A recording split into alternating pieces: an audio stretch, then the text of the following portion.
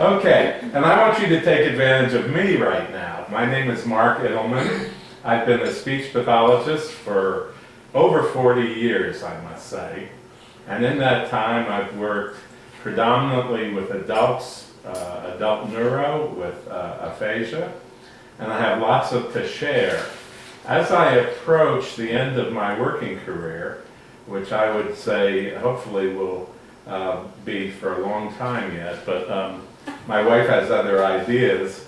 I decided about 2 years ago to write a book. I joined what they call Landmark Education. I don't know if any of you have ever heard of Landmark Education, but I would strongly suggest that at some point maybe you do a Google search on it. And what I learned from Landmark Education was that living life is really not about me. See, I thought living life was all about me. Okay, but I found out through doing the work there that living life is about making a contribution to others, and that true happiness and true enjoyment of life is about sharing what you know with others and making a difference. So I made a great big profound mental shift with that and decided to write a book and decided to write down what the techniques that I use with people who have aphasia and teach them to caregivers, so that caregivers can be as good as in stimulating language than I am. Okay? So that's the whole reason why I'm here, because I believe from the very bottom of my heart that teaching how to stimulate language with a person with aphasia isn't really very difficult, but there's a secret to it. And to me, the person with aphasia needs a model, just like many of you mothers here. You know that your children learn to speak from your model, how you spoke to them, okay? And so the process almost has to be redone again, okay, with a person who's had aphasia. They almost have to go through that same process of the development of language as a child does. And so the caregiver, according to the method that I'm proposing, is critical in the improvement of speech and language. Okay? And that's why I'm here, to teach caregivers to do speech and language stimulation as good as I can. And there's nobody better than I am in terms of stimulating speech and language. And I'll show you that. And you can learn it too. All right? All right. Now, being able to stimulate language is not about sitting down with a group of papers and filling in the blanks, or writing, or reading, or sitting down with all this busy work.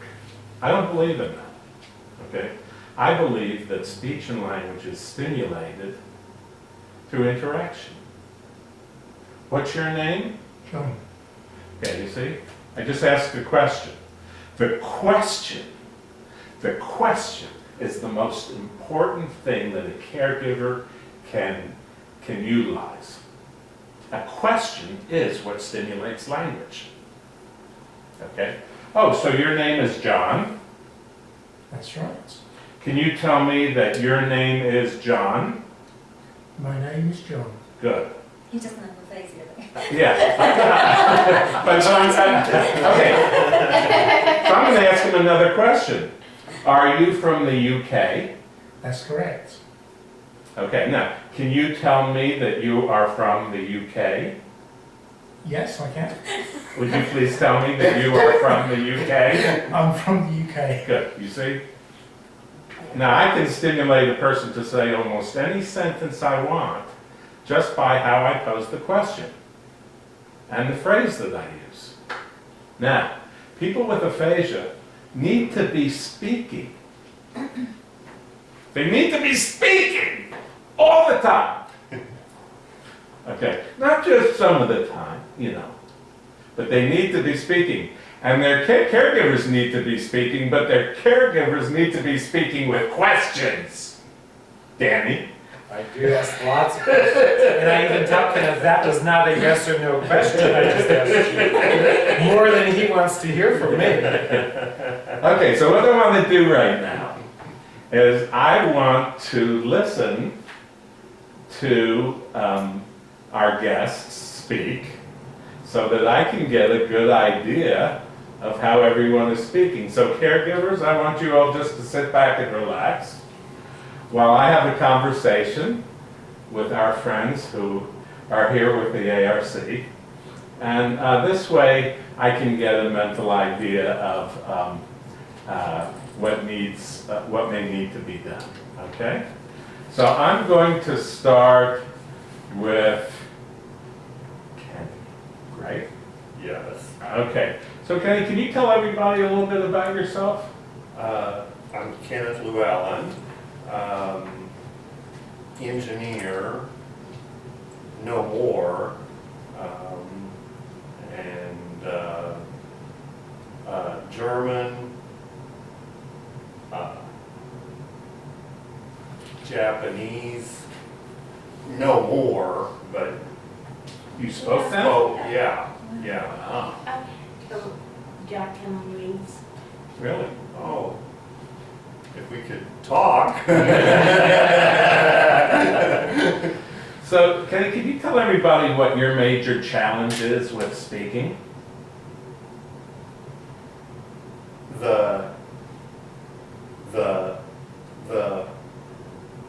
It's almost the noun, nouns, no problem, but the other ones, it doesn't work, I try, but, seems a little harder. Okay. So you're saying that some of the other parts of speech besides the nouns are difficult for you? Yes. Okay. So that means the verbs and the articles and the Yes. conjunctions and the prepositions Yes. and all of that. Mm-hmm. Okay, now all of those little words, okay, are in the sentence. All right?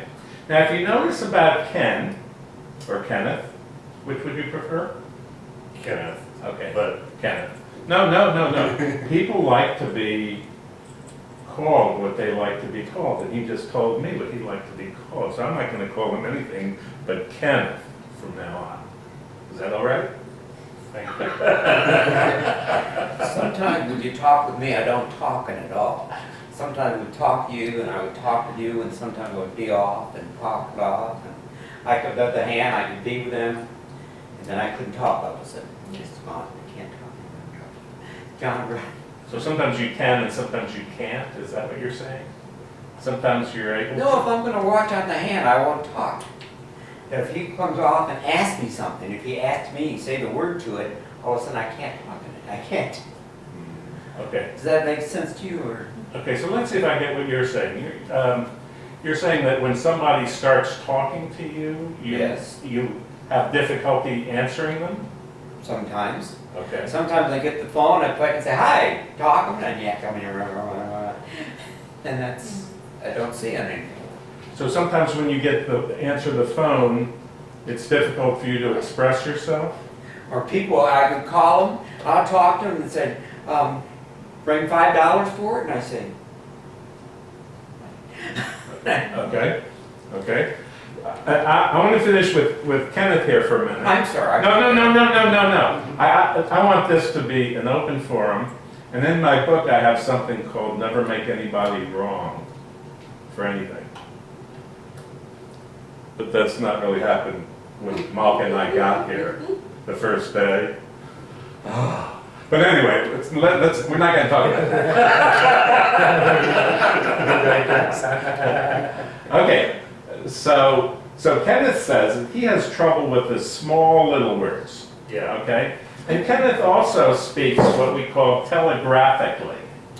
That means that you speak in like 2 or 3 words, and then there'll be a pause, and then there'll be 1 or 2 words, and then there'll be 3 or 4 words. Okay, so that you're not speaking in complete sentences, you're speaking in sort of incomplete sentences. Yeah. But that's okay, okay, you're getting your point across. But that's where you can shine, and Danny, I can show you how to help him with that, if he wants to make that commitment. Okay. Okay? All right, so Kenneth, we've got you covered. All right, and Byron, can you tell us a little bit about yourself? What do you want to talk to me? Well, whatever you want to share with everybody about your speaking. I used to be in my lawn. I used to people with hand. I talked with people over there. I lived on the Gorf, people over there. I drove in then. I used to culture people over there. I drive cold and ate food, delivered it. Sometimes, I hope what you said. I don't know what I said, but what you heard. Did you hear it? Yes, okay. Now, Surprise. I'm going to make a comment about Byron. Would anybody else like to make a comment about Byron's speech first? He asked, a lot of his speaking ends in questions. But that's, Okay. Now, how many of you understood what he was saying? Stacy, did you? I understood parts of it. Okay. Yeah. Is it the other type of aphasia that's not Broca's aphasia? No, he's got a different kind. And so one thing is he speaks very quickly. The first thing I would do with him is I would sit on him and get him to speak very, very, very slowly. And I would stimulate very slow, simple utterances. Because he's a race car driver. He only knows full speed ahead. All right? And the problem is that his brain right now cannot process language expressively at the speed he's going. Okay? But he didn't speak anything for a long time. He couldn't speak anything for a long time, could you? Is that right? That's correct. For about a year and a half, all I did was word salad. So he's only been speaking for a year and a half. Yeah. And that's what we call a jargon aphasia. Okay? Where, he's saying words, yeah. but you're scratching your head a little bit to Yes. try and figure out what's his point. Okay? So, I want to just ask Byron a couple of questions, just for all of our education, because all of us who are here have a different kind of aphasia. Nobody speaks the same way. Everybody speaks differently, and everybody has a little different problem than the next. Okay? So, Byron, are you married? Buys rotten? Are you married? I'm sorry. Are you married? I am Rod. Are you married? Rest? Married. Yes, I'm rest. Yes. Okay, very good. And is that true, Donna? Yes. Okay, very good. And how many years have you been married?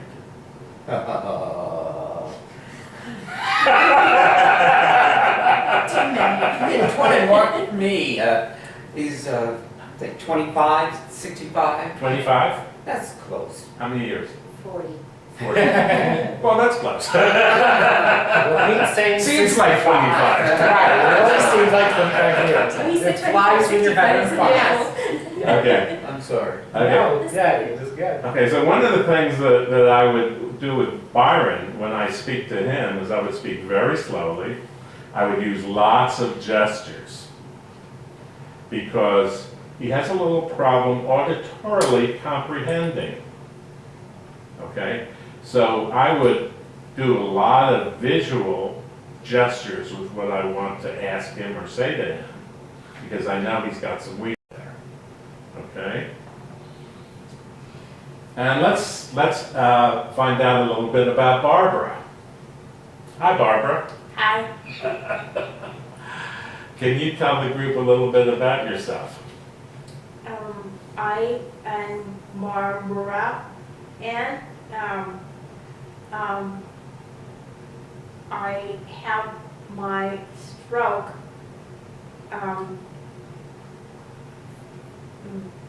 about 7 years ago. I was more age harassed as her. Perseveration, Susie. Now I use the computers for fun. You usually come to what for fun? Computers. So you come, Conference? Computers. Computers? Yeah. For fun. for fun, so you like computers? Yeah. Really, good. And so what's one of your biggest challenges with your speaking? I have Aphasia. Aphasia? No. Aphasia? Yeah, Aphasia. And I can not figure out how to say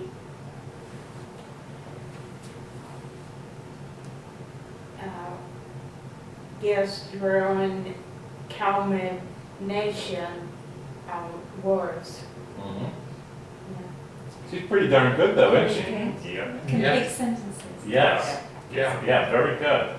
Now, she's saying she has an apraxia, and she may have an apraxia, but when I think of apraxia, I think of a motor problem, okay? And she's got some motor potential, but most of hers is formulation of language, getting the language out, getting the right word combinations. Is it the word combinations out? Okay, so I not splitting hairs or anything, but to me, it's a little bit more of an aphasia than it is an apraxia. So apraxia, they listed Kenneth with apraxia, so help me explain that slightly more quickly than what you, because I'm not understanding what you're saying, if you can elaborate. I sure slightly will, more. and I'll elaborate, because I did my master's thesis on apraxia. Okay, Okay, now an apraxia is if I say, Donna, do this, do it. If I say, Ken, do this, Kenneth, do this. Good, very good. And Kenneth, I want you to say, row, row, row your boat. Row, row, row your boat. Good. Okay, now, he's not demonstrating any apraxia. Apraxia is a motor problem. That if I ask you to do this and you can't do it, that's called a limipraxia. If I tell you to do this and you can't do it, that's called a limipraxia. If I say mama, and you go ooh ooh, that's an apraxia of speech because the motor of the speech mechanism is not working properly. Okay? So let's get our language right. And there are many people in the field who are using, and there are some people in the field who are misusing words or terminology. But a true apraxia of speech is when a person cannot move their speech mechanism the way they want to. And it's strictly motor. It's not language-based. It's not word-based. Okay? My speech therapist called me so. She told you so, that you had an apraxia. Well, you have a little apraxia. She does have a little apraxia. That your tongue doesn't always work the way you want it to. Yeah. Okay, but your predominant challenge, as much as a little bit of the apraxia, is also getting the words out at a speed and a rate. well, in the very beginning, Kenneth had trouble with his tongue, Yes. so I think they labeled it that, but I think it was that he was really just confused, trying to say like the wrong word completely, and his mind was trying to say it, but his tongue was trying to say a different word. So I think it was labeled that, but more what you're saying is that it's just a form of aphasia. Yes. Okay? Okay. All right. Sarah, right? Yes. Okay. Can you talk with us? Because we've seen you. Gosh, I was watching YouTubes of you today, this afternoon. And you're all over the place. So what do you want? Just introduce yourselves and tell us where your challenges are with your speaking. So I'm Sarah. Really, my speech is better. It's still not. My speech is better, but I still want to do more. But my reading and my writing is still really difficult. Like a sentence that's too difficult. It's like one word. Other time that's alright. Numbers is really difficult as well. If I can see it, I know what it is, but if you're speaking to me in like numbers, I don't understand. And also saying it is difficult as well. So, yeah. I'm going to ask you a question now. If you were to make a list of priorities with like speech and reading and writing and numbers and things like that, how would you prioritize those? Well, after my stroke, the thing that I want to do is just to speak, because if you can't speak, I think it's really difficult. That's the best thing, really. And then, I'm not sure. Reading, I think that is, so speaking and then reading, because there are always like things, and I can't understand it. That's really difficult actually. So speaking, the top, and then no, I don't know. Let's do. Then reading would be next, or writing, or numbers. Well, numbers is, I don't know. It's difficult because all of the things is like hard, but I don't know which is the. You kept saying, I want to speak, I want to speak. Yeah. But now, I think my speech is, I can speak a little bit. So now, my speech is, it could be not the top now, because my speech is better. So I don't understand. But, okay, so now, I think reading is the top now. It used to be my speech. And then after that, I think numbers, because, you know, the time, and then, so, writing now, and then speaking now. Okay. I'm going to make a comment about that. Okay? I'm going to make a comment about it because I speak from my heart, always. And I speak from my clinical heart, what I've learned through doing 40 years of clinical work. Okay? One of the first things I want to say is that I think one of the mistakes in our field is that a lot of clinicians are, people are going to them and they want to speak, okay? And quite often they're given a lot of busy work, okay? A lot of work that is not speaking related. does not involve talking back and forth. Okay, I believe that the papers and some of those are okay, but where the true beauty of speaking is in the interaction this way. Okay, and I think what happens is that a lot of people with aphasia are multitasked. They want to learn how to read, they want to learn how to write, they want to learn how to get the numbers. And so what's happened is that there's a division of their time and their energy. Okay? So what happens is that speaking kind of gets to a certain level where it's usable, okay? And then you start pursuing other areas. And then what could happen as a precaution that I'm going to give you, what could happen is that your speech, if you're not careful, may stay where it is while you're kind of pursuing the other areas. I'm what you call an oralist.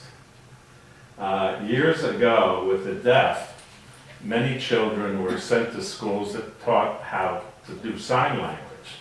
And when I got out of school, one of the first people who called me to help their child, who was 2.5 years old, she said, they want to send my kid to the deaf school, and they want to teach him how to sign language. And I don't want to do that, I want my kid to talk. So for the next 6 years I worked with this kid, and today he's a genius, and he's an audiologist. And he speaks beautifully, okay? Because what his mother wanted was, first priority is speaking. Okay, and that's my bias. That's my bias. So I don't know where you're, what you're going to be pursuing, and those other skills are good. The final thing I want to make about that is another thing that I have a hard time understanding my colleagues sometimes in the field, and that is because when a child learns how to read and learns how to write, their speech and language and their phonetic code, their ability to produce sounds, is intact. So when they go to kindergarten, they're talking, okay?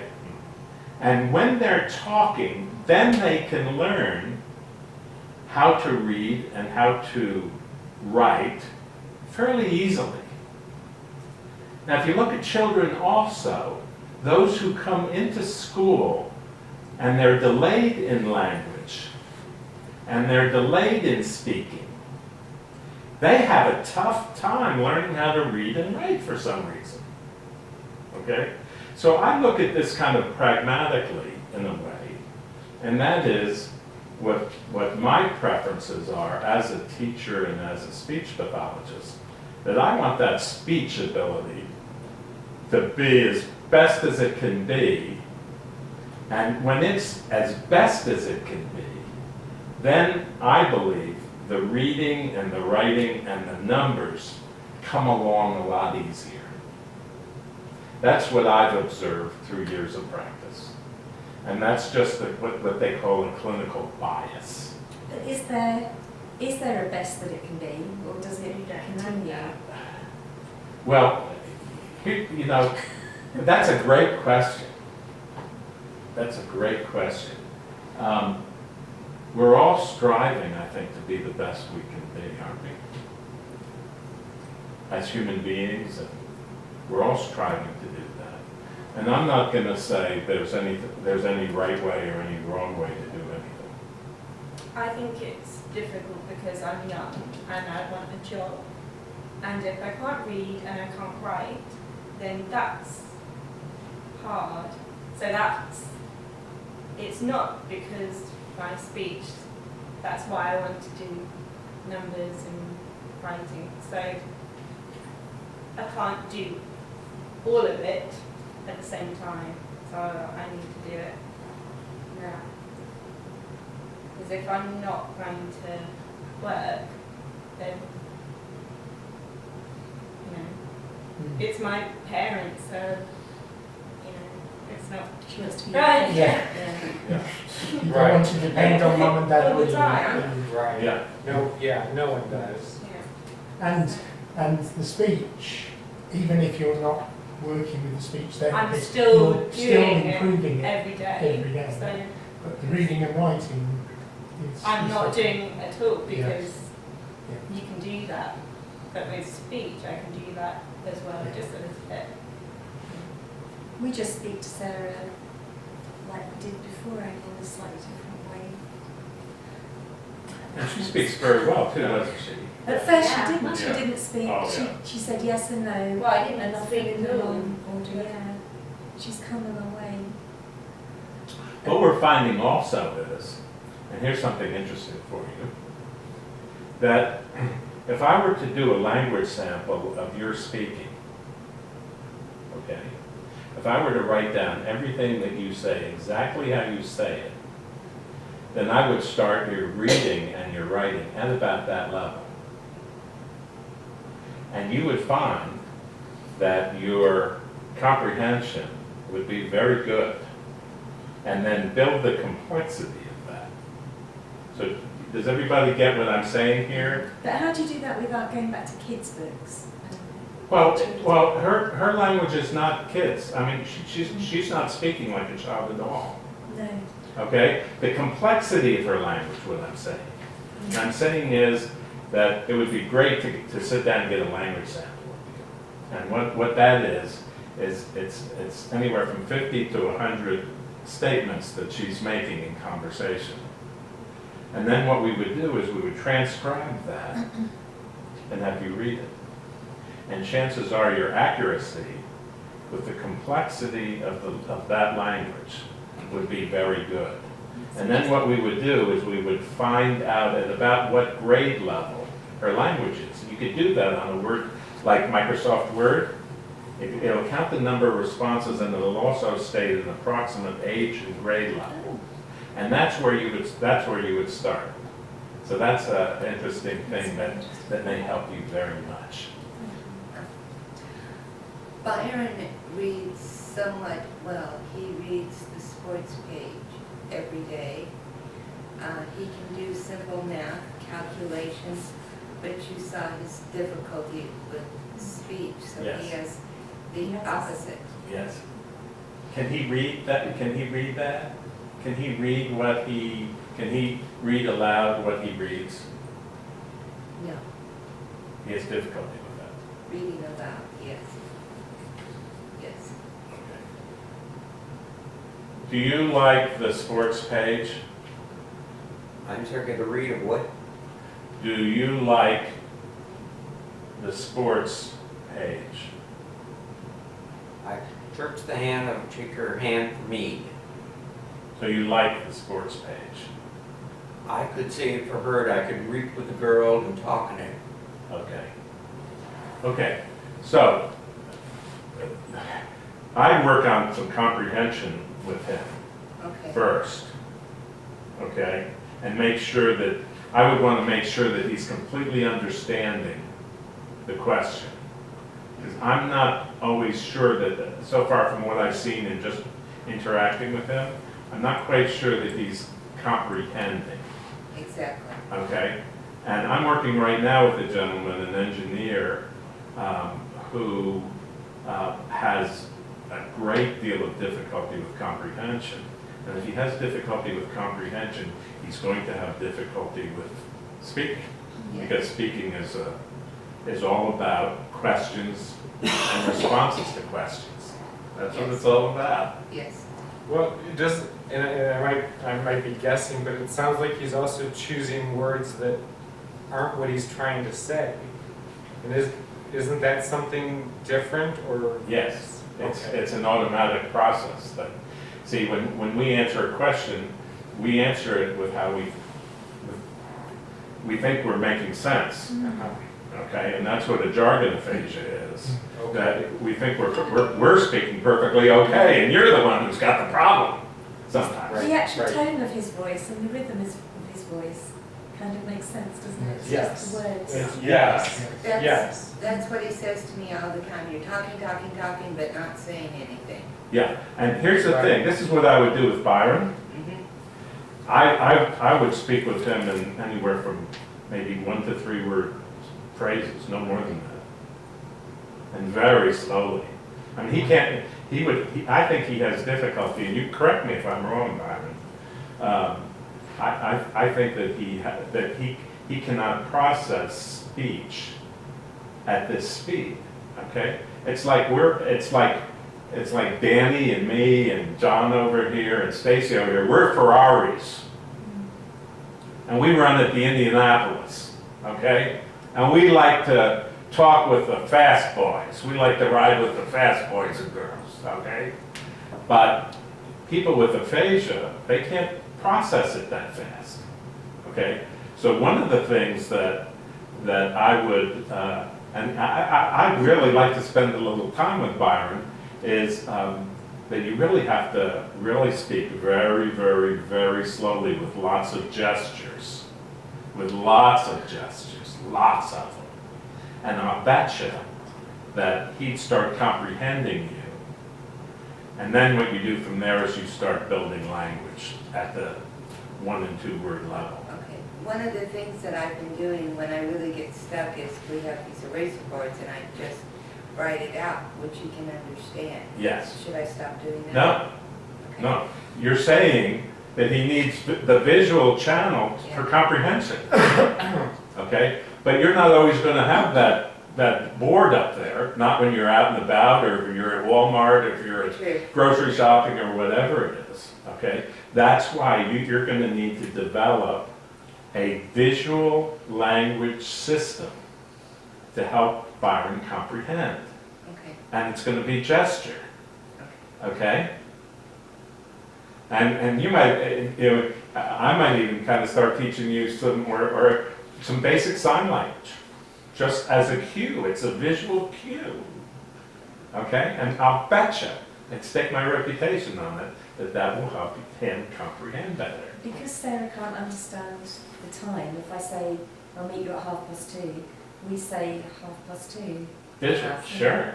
and that works Uh-huh. for us, Yeah. doesn't it? I also noticed Kenneth doesn't have as big of a comprehension, especially now, but in the beginning I noticed if I started out with the most important word, almost, and what I call it is Yoda talking. And you say the most important. So you say store, let's go, instead of let's go to the store. Okay. Yeah, Because let's go to the store is not, let's and go is not important. Store, yeah, let's go, yeah, is how Yoda would talk. yes. So Yeah. I did that in the very Yeah. beginning so that you understand store. Okay, let's go. All right, so let's go to the store. He'd be like, It's gone. yeah. And I had to get Sarah's attention as well in the early days. Let's say Sarah, to make sure that she engaged with me. Mm. And then, do you remember? So that was important because if she was watching the television or something, she just wouldn't have to repeat it anyway. So. Yeah. I can't do just one at a time. One of the things that I believe very strongly in is a lot of visual stimulation and visual cues, as well as the auditory cues. Now, with Kenneth, he would do real well with both, but when you're out and about, stimulating him, starting to stimulate him in phrases and sentences would be great. Would you like to work on some sentences with me just for a minute, to give you an example? Sure. Let me show you how that's done, okay? Okay. Because see, a lot of speech therapists can't stimulate a phrase or a sentence with people without papers or without written stuff, okay? And I talked at a convention, the Texas Speech and Hearing Convention a few months ago, and I was talking with my colleagues, and I said, can you stimulate me to say a sentence right now? And they said, well, I'm kind of tired, I can't do that right now, but maybe I'll do it some other time. But when I challenged my colleagues, they're not able to do that. And that's what I want to teach everybody to do, especially caregivers. Okay, So, Kenneth, you were an engineer. Yes, Can you tell me that? I was an engineer. Okay. And can you tell me how many years you were an engineer? Oh, probably. Sorry. Can you give me that number again a little slower? 3, 2, 30, 2, 22. 22. Oh, okay. Good. Can you tell me, Kenneth, that you were an engineer for 22 years? One more time. Okay. Can you say, I was an engineer for 22 years? I was engineer for 22 years. Very good. Okay. And what kind of engineering did you do?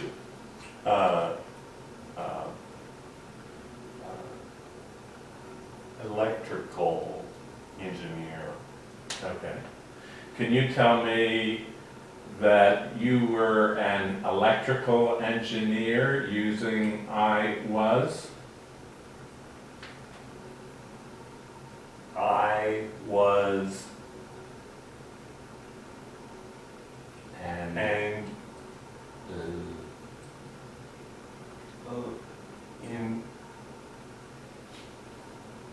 engineer. okay, so that was too much. Yeah. Okay? So now I know that that's too much. Can you say, I was an electrical engineer? I was No. an engineer. Good, okay. So what he's showing me is that too many syllables. Okay. So you're an engineer. Yes. Okay. Oh, so I'll bet you your specialty was electrical? Yes. Electrical? Electrical. Good, okay. Okay, so what I just did is I shortened the stimulation, and I did electrical because it's about 4 syllables, and he could do it readily. But if I stimulate more than about 5 or 6 syllables, he starts breaking down. Okay, so there's probably there's a certain number of syllables that he's really capable of handling, and then I would be stimulating whole word phrases and sentences as much as possible. Well, he's from Oklahoma, so they add 2 or 3. Everything they started. Okay. Can I? Would someone else like to say something, or ask a question, or make a comment? Caregiver, or If somebody with aphasia says something incorrectly, yes. do you let it go or do you Okay. point out? And here's the thing. This is probably the touchiest. This is probably. Yeah. It's not the word that's wrong, like, but it's the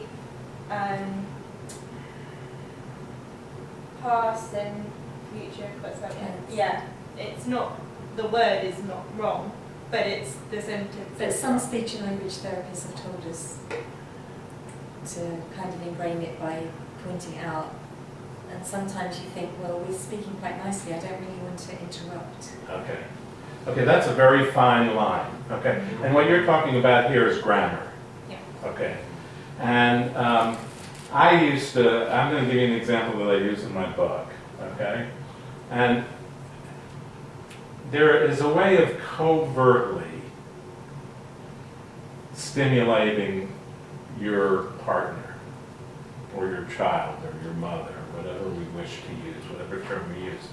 Like, my mother was a grammarian, and I used to say, can I go with Linda and him? Or I used to say, how did I used to do it? Anyway, I used to make grammatical errors, and she used to say, "Oh, you want to go with Linda and so and so?" And I'd say, "Yeah," and she said, "Well, tell me that." And I'd say, "Okay, well, I want to go with Linda so and so." So a lot of times with and I struck a chord here, didn't I? Okay. But you were like that before your stroke as well. Jesus. So how what's the comment here that you wish to make? It's the same. She was like me. They were both Yeah. pedants, grammar pedants. Yeah, like I used to say now, Linda and me want to go out. I used to say this to my mother. Linda and me want to play. And my mother says, "Oh, would you say Linda and I want to play?" And I go, "Oh," like this. My eyes would go up. And then she'd say, "Well, tell me, Linda and I. You want to play? Linda and I want to go." And so I'd say, "Okay, Linda and I." And my mother would do that every time that I made any kind of grammatical error. She would put it back into a question. And this is what my method is all about, because it's all about the use of the question, because within the question is the grammar and the verbiage that is necessary to construct a phrase or a sentence. You see? So if I want to say, are you going to the Cirque du Soleil, or whatever it is tonight? Are you going to the Cirque du Soleil? Soleil? Are you going tonight? No. Can you tell me that? I am not going to Circus Soleil. Okay, good. Okay, so you see, I just gave him all the language that he needed. Now, this wouldn't affect you, Donna, because your approach is going to have to be totally different with Byron, okay? But this would be very good with Kenneth. Another question or comment. Barbara, I want something from you here. I mean, I don't know what to say about that, but I guess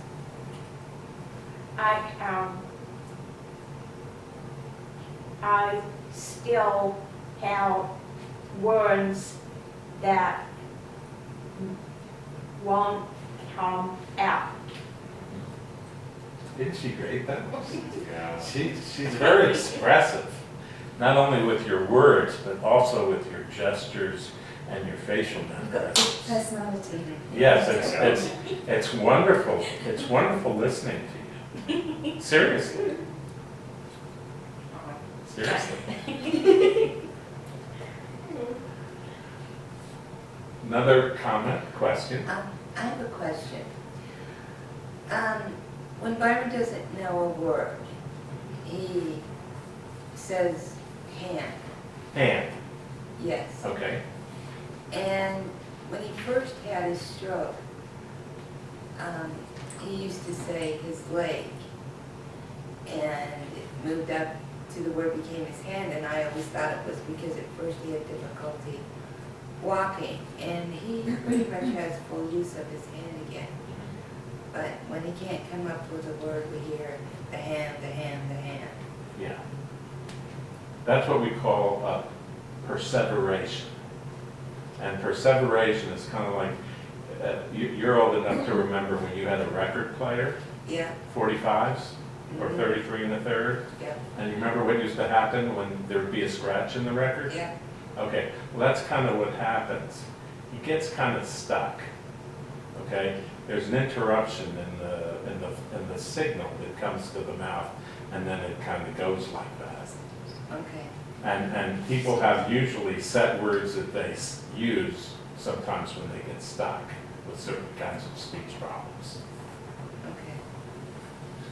But Don't you even create patterns by just as you're learning, like saying, yes. like anybody, not even just people with aphasia, Yes. you can get them to have a saying like, it's like Yes. this, it's like that, or Yes. He says a lot, and I have to say, no, I don't know. I don't She know. said the same thing. Yeah, no, then he repeats he'll go, and I'll go, no, and he goes, just said no. Out of nowhere, know. You know? No, Mom, you have to tell me. I Has to go beyond you know. Now, here's the question too that I want to share, and probably all of you know this already, but I just want to kind of say it anyway. That when they get stuck, okay, and they say you know, and you go, well, you know, I know, but do you know, or whatever it is. Uh-huh. The thing that I would do would be, oh, are you talking about blah blah blah? You know, and basically what you're doing is you're giving them a word within a question, which is indirect and can get so much, and is more readily accepted if the suggestion is within a question. So don't leave, here's what I want to say too. Don't leave your mom, or don't leave Kenneth hanging, okay, if they're stuck on a word. Don't be afraid to say, oh, you mean the theater tonight? Or oh, you mean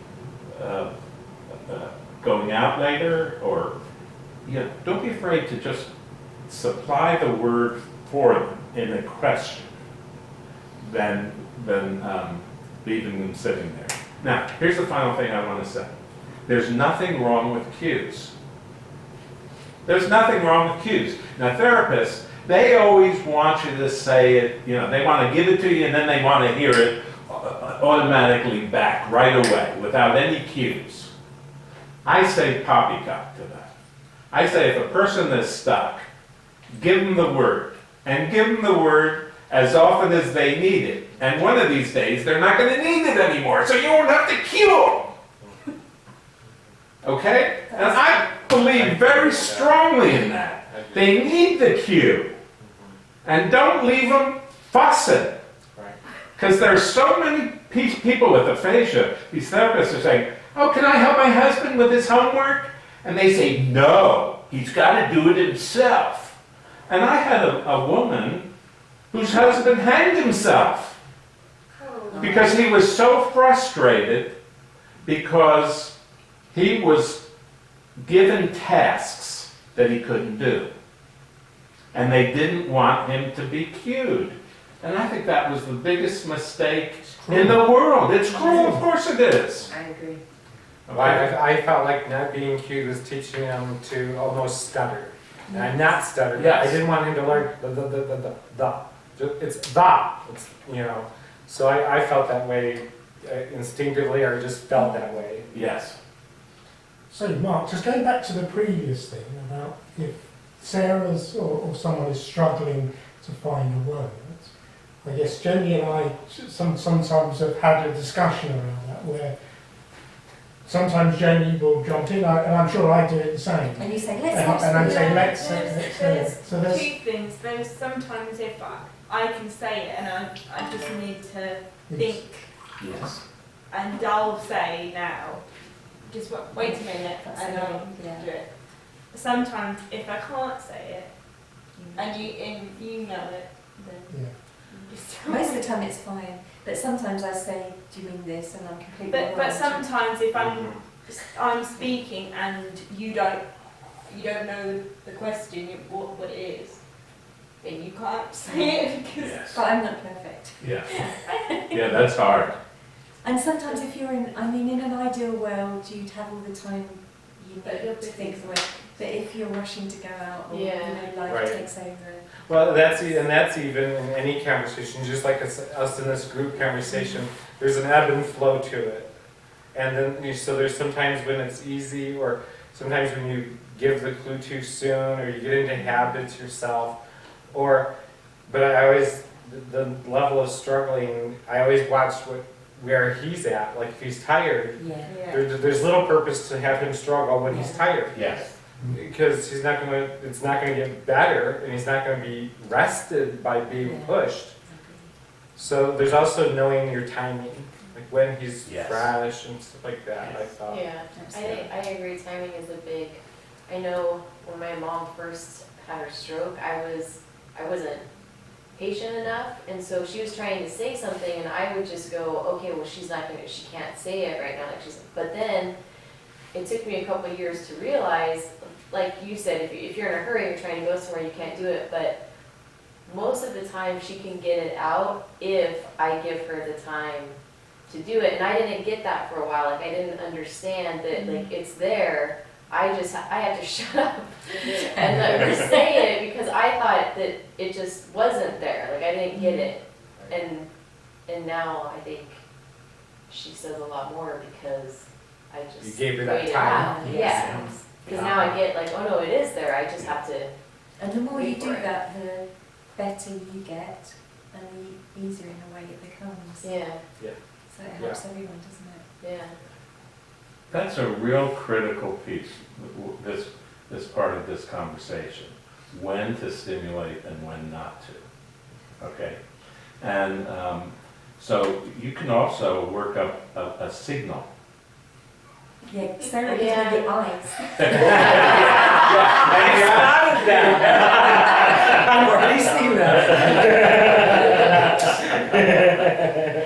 Yes. Okay. But we have I think we all have a sense of humour, and I think that's essential. It does help. It Yes. does Otherwise help. you'd cry. Yes. Yeah. So there is a signal, and you can tell it. Mom can sometimes tell it. She can sense it. Can she sense it most of the time? Yeah, I think so. Yeah. But she Take can me on tell that. me. She can tell me now. Yeah, I can say. A few years ago, she couldn't tell me. It was just facial gestures, really. Yeah. So the last part of this conversation that I'd like to have with you, and you know, it's funny, I learned as much on these trips as you did, just by communicating and speaking with people, and we all learn, and we all learn every day, all of us. The other really critical piece is what I would call courtesy. And we all know what courtesy is. Courtesy is respecting the other person, not making sure you don't get into their space or their face sometimes, you know. And so I always believe that when I'm working with people, that you kind of have to have the person with aphasia's permission, okay, to stimulate language sometimes.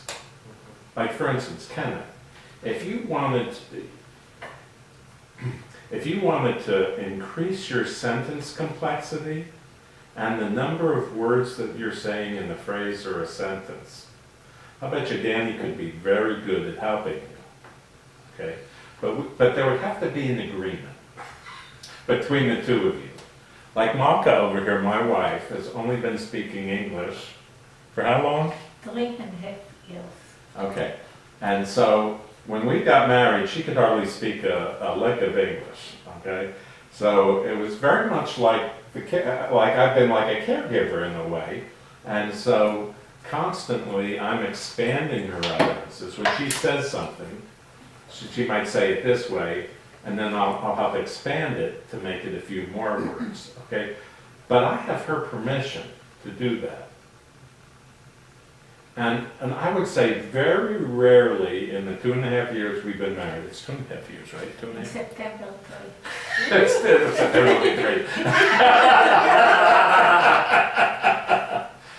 But we have an agreement, okay, that I'm allowed to stimulate her language just about at any time, at any place, but I'm always cognizant of if she's tired or not, or if she's in a good mood, or, you know, if we're in the middle of a disagreement, you know, that's not something that I would do at that moment. But there's an agreement that, Kenneth, if you were going to work on your sentence length and your grammatical complexity, or if there was something, Stacy, you were going to work on with your mother, that there has to be a certain agreement that you have about when to and when not. And you could really take Kenneth to a whole brand new level. Because for a lot of people, they're not getting speech therapy anymore. Some are, some aren't. And if they aren't, then where's, you know, how are they going to continue to improve? How's the caregiver going to know what to do to take them to the next level?